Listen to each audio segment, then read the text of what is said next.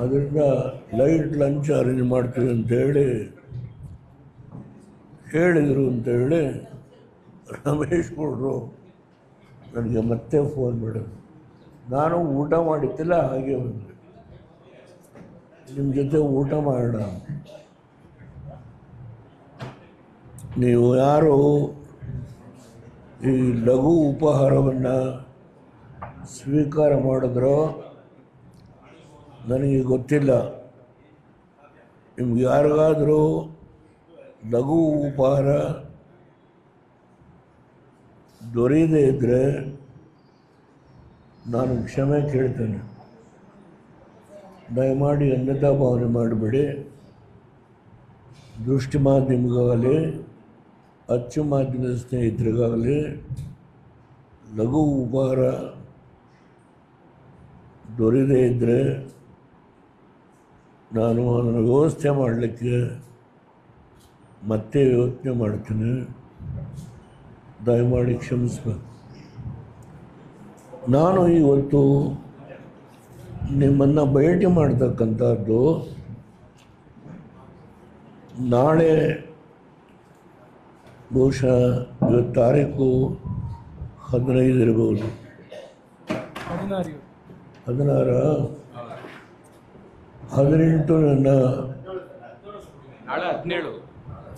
18 ನನ್ನ ಹುಟ್ಟಿದ ಹಬ್ಬ.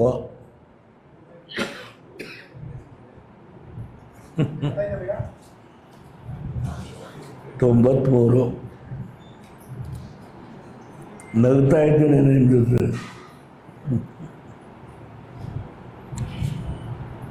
ನೋಡಿ ಹೇಗಿದೆ. ದೇವೇಗೌಡರು ಹತ್ತು ಬಿಡ್ತಾರೆ ಒಂದೊಂದ್ಸರಿ ಸಭೆಯಲ್ಲಿ ಅಂತ ಅವರು ಹಿಂದೆ ವ್ಯಂಗ್ಯ ಮಾಡ್ತಾಯಿದ್ರು. ಇವತ್ತು ನಗ್ತಾ ಇದ್ದೀನಿ. ನಗೋದು ಈ ವ್ಯವಸ್ಥೆಯನ್ನು ನೋಡಿ ನಗ್ತೇನೆ.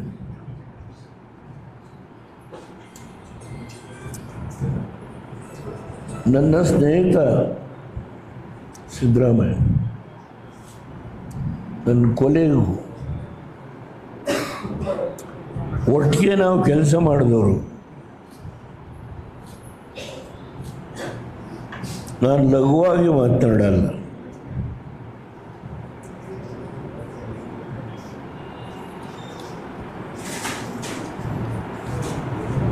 ಅವರಿಗೆ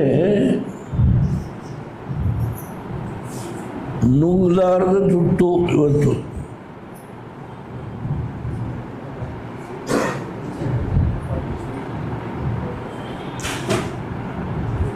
ಇದೇ ಸಂಕಷ್ಟನ ಕುಮಾರಸ್ವಾಮಿನೂ ಅನುಭವಿಸಿದ್ರು ಒಂದು ಕಾಲದಲ್ಲಿ.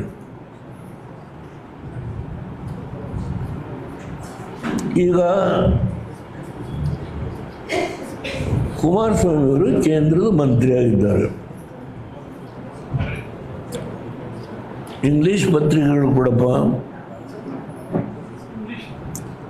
ನಾನೆಲ್ಲ ಪತ್ರಿಕೆಗಳನ್ನು ನೋಡಿದೆ. ಕುಮಾರಸ್ವಾಮಿಯವರಿಗೆ ಮಾಡೋದಕ್ಕೆ ಬೇರೆ ಕೆಲಸ ಇಲ್ಲ. ಪಾಪ ನಮ್ಮ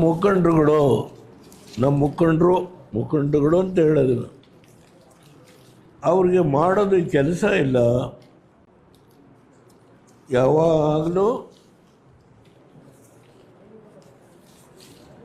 ನನ್ನ ಮೇಲೆ ಡಗನರಳೆ ಕೊಡಪ್ಪ, ಇಲ್ಲೇ ಇದೆ, ಅದನ್ನೇ ಇಲ್ಲೇ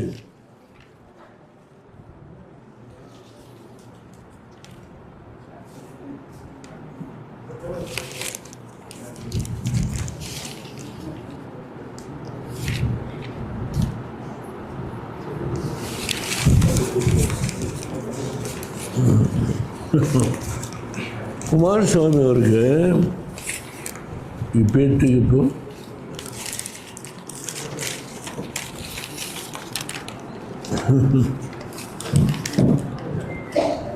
ಹೇಳ್ತಾರೆ,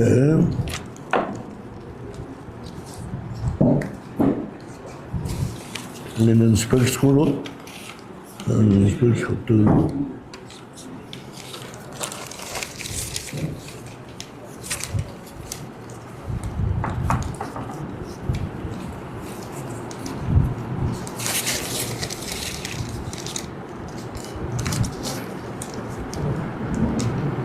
ಕುಮಾರಸ್ವಾಮಿ ಅವರು ಏನು ಮಾಡಿದ್ರೋ ಅದನ್ನೇ ನಾನು ಮಾಡ್ತಾ ಇದ್ದೀನಿ ಅಂತ ಹೇಳಿ ಅವರು ಹೇಳಿದ್ದಾರೆ.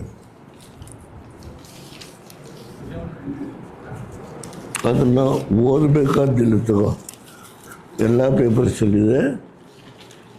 ಕುಮಾರಸ್ವಾಮಿ ಏನು ಮಾಡಿದ್ರೋ ಅದನ್ನೇ ನಾನು ಮಾಡ್ತಾ ಇದ್ದೀನಿ ಅಂತ ಹೇಳಿದ್ದಾರೆ.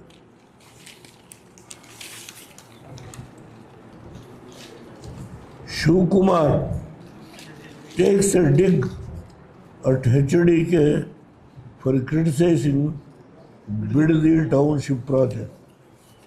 Details ಎಲ್ಲ ಇದೆ. ನಾನು ಎಲ್ಲ ಪೇಪರ್ ನೋಡಿದ್ದೀನಿ. ಹೌದು,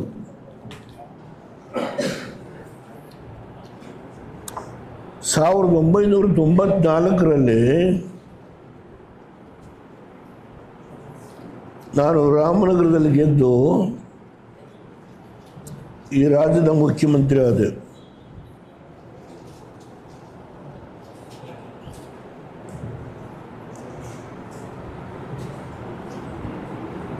ಆ ಜನತೆ ಕೊಟ್ಟ ಆಶೀರ್ವಾದ ಬಲ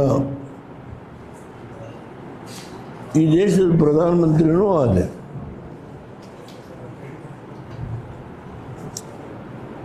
ನಾನು ಆ ರಾಮನಗರಕ್ಕೆ ಏನು ಮಾಡಿದ್ದೇನೆ,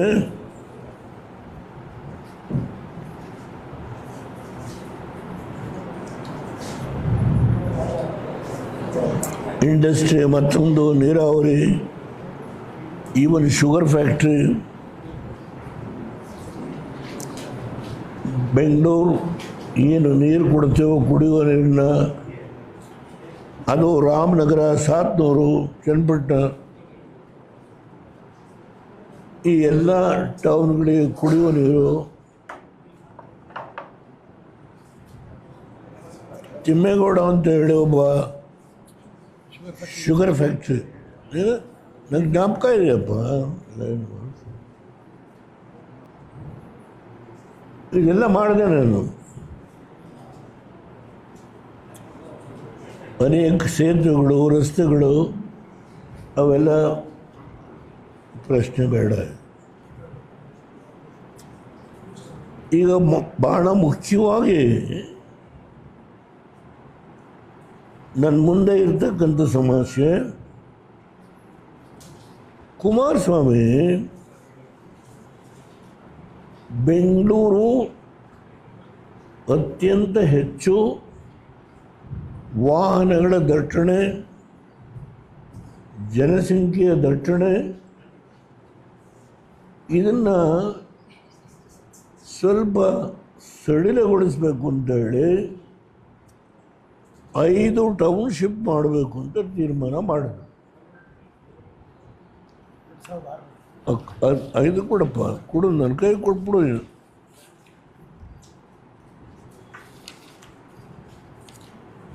ಇಲ್ಲಿದೆ ಅದರ ಕಾಪಿ. ಇದನ್ನು Proceedings of the Government of Karnataka, 2006.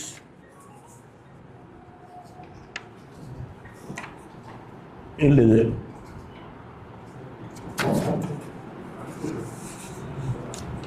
Township ಯಾವುದು? ಮಾಗಡಿ, ನಂದಗುಡಿ, ಹೊಸಕೋಟೆ ಹತ್ರ, ಆಮೇಲೆ ಕಸ್ಬಾ ಹೋಬಳಿ ರಾಮನಗರ ತಾಲೂಕು, ಬಿಡದಿ ರಾಮನಗರ ತಾಲೂಕು, ಸೋಲೂರು ಮಾಗಡಿ ತಾಲೂಕು, ಇನ್ನೊಂದು ಸಾತ್ನೂರು ಕನಕಪುರ ತಾಲೂಕು. 5 ಟೌನ್ಶಿಪ್ ಮಾಡಬೇಕು ಅಂತೇಳಿ ತೀರ್ಮಾನ ಮಾಡಿದ್ರು.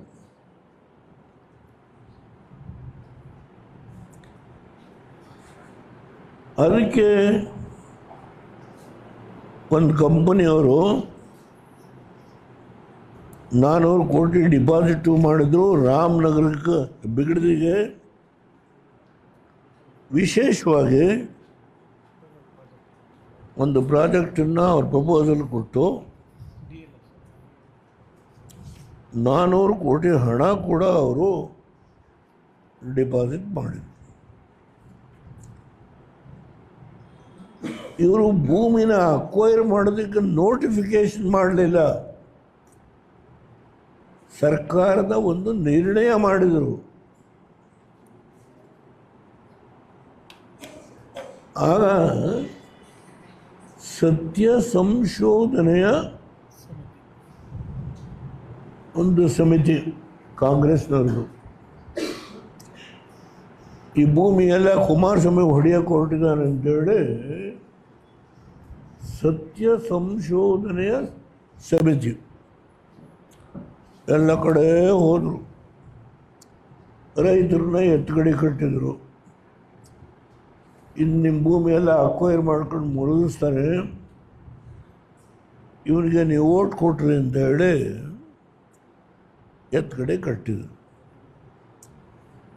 ಆಗ ಈ ಬಿಡದಿ ಜನ ಕೂಡ ಕುಮಾರಸ್ವಾಮಿ ಹತ್ರ ಬಂದು,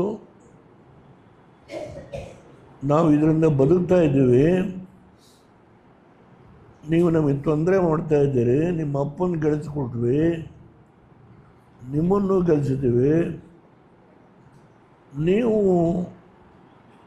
ನಮ್ಗೆ ಅನ್ಯಾಯ ಇದಕ್ಕೆ ವಿಶೇಷವಾಗಿ ಆ ಕಂಪನಿ ಯಾವುದು, ಡಿ ಎಮ್ ಕೊಡೋದು, ಅನೌನ್ಸ್ ಮಾಡೋದು ಸರಿಯಾಗಿ ಅನೌನ್ಸ್ ಮಾಡ್ತೀನಿ. ಬಂದೆ ಎಲ್ಲಪ್ಪ ಒಂದು ಕನ್ನಡಕ ಹಾಕುವ ಸರಿಯಾಗಿ ಅನೌನ್ಸ್ ಮಾಡೋದು ನಾನು.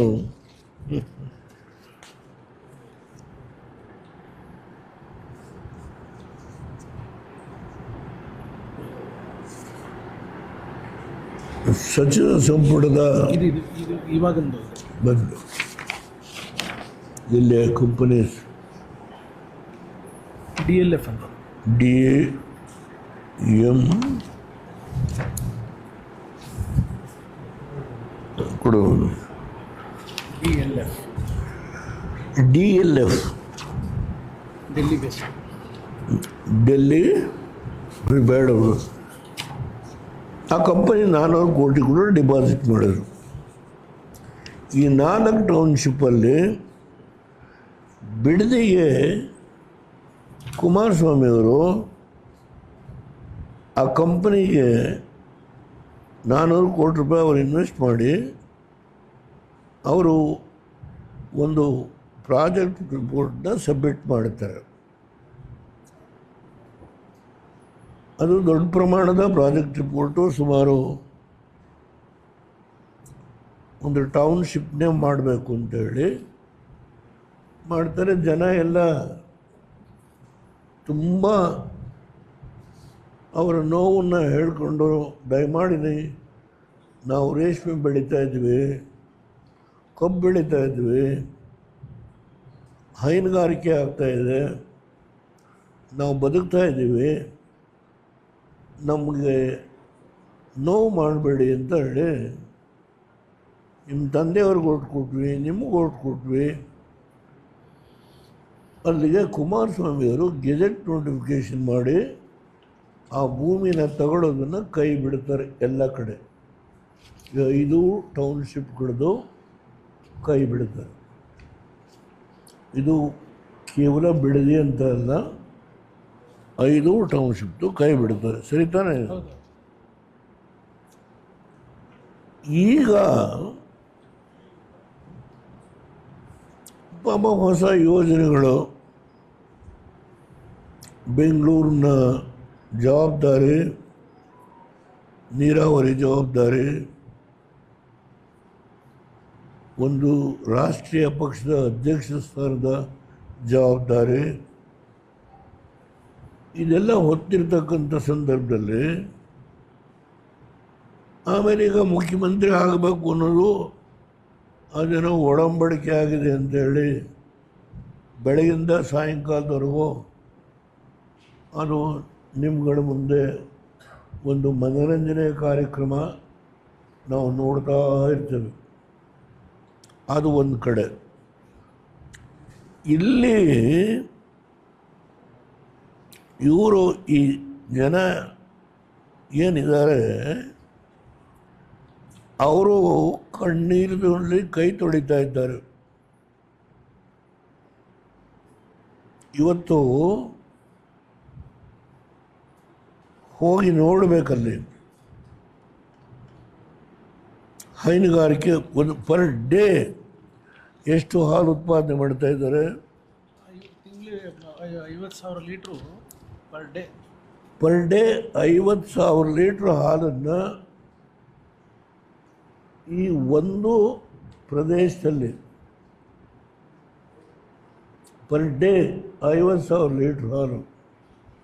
ತಿಂಗಳಿಗೆ 6 ರಿಂದ 7 ಲಕ್ಷ. ಅದರ ಜೊತೆಗೆ ರೇಷ್ಮೆ, ಕಬ್ಬು. ಕುಮಾರಸ್ವಾಮಿಯವರು ಏನು ಅಲ್ಲಿ ಹರಿಯುವ ಒಂದು ವೃಷಭಾವತಿ ವ್ಯಾಲಿ ಇದೆಯಲ್ಲ, ಅದರಿಂದ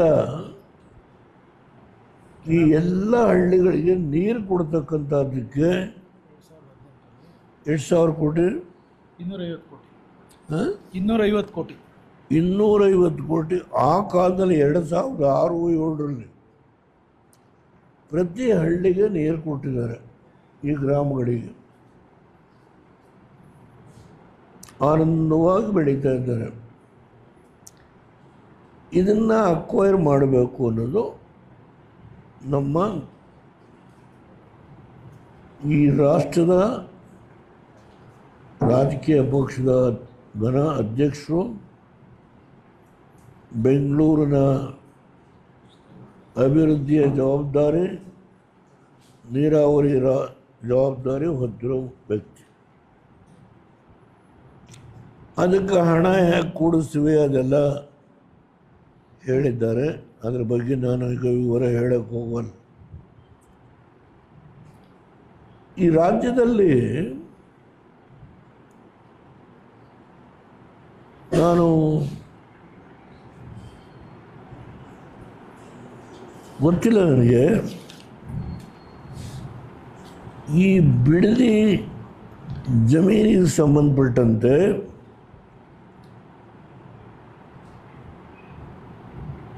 ಈ ಬೆಂಗಳೂರು ಮೈಸೂರು ಇನ್ಫ್ರಾಸ್ಟ್ರಕ್ಚರಲ್ ಕಾರಿಡಾರ್ ಸಂಸ್ಥೆ ಇದೆಯಲ್ಲ, ಅದರ ಮುಖ್ಯಸ್ಥ ಕೂಡ ಬಿಡದಿ ಟೌನ್ಶಿಪ್ ಆದರೆ ನಂದು ತೊಂದರೆ ಆಗುತ್ತೆ ಅಂತ ಒಂದು ಅರ್ಜಿ ಹಾಕಿಸ್ತಾನೆ. ಹಿಂದ್ಗಡೆ ನಿಂತು ಆ ಕಂಪ್ನಿ ಏನಾಗಿದೆ ಅನ್ನೋದ್ರ ಬಗ್ಗೆ ನಾನು ವಿಶ್ಲೇಷಣೆ ಮಾಡಲಿಕ್ಕೆ ಹೋಗಲ್ಲ.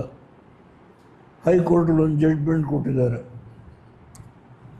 ಅದಾದಮೇಲೆ ಸುಪ್ರೀಂ ಕೋರ್ಟ್ಗೆ ಹೋಗಿದ್ದಾರೆ. ನಮ್ಮ ಕರ್ನಾಟಕದ ಹಿರಿಯ ವಕೀಲರಾದ ರವಿವರ್ಮ ಕುಮಾರ್ ಅವರು ಸುಪ್ರೀಂ ಕೋರ್ಟಲ್ಲಿ ಆ ಕಂಪನಿ ಮಾಡಿರ್ತಕ್ಕಂಥ ಅನ್ಯಾಯದ ವಿಷಯದ ಬಗ್ಗೆ ಬಹಳ ವಿವರವಾಗಿ ಸುಪ್ರೀಂ ಕೋರ್ಟಲ್ಲಿ ವಿಶ್ಲೇಷಣೆ ಮಾಡಿದ್ದಾರೆ ಅಂತೇಳಿ ಕೇಳಿದ್ದೇನೆ. ಸುಪ್ರೀಂ ಕೋರ್ಟು ಒಂದು ಆರ್ಡರ್ ಮಾಡಿದೆ, ಅದು ಕೂಡ ಸರ್ಕಾರದ ಮುಂದೆ ಇದೆ.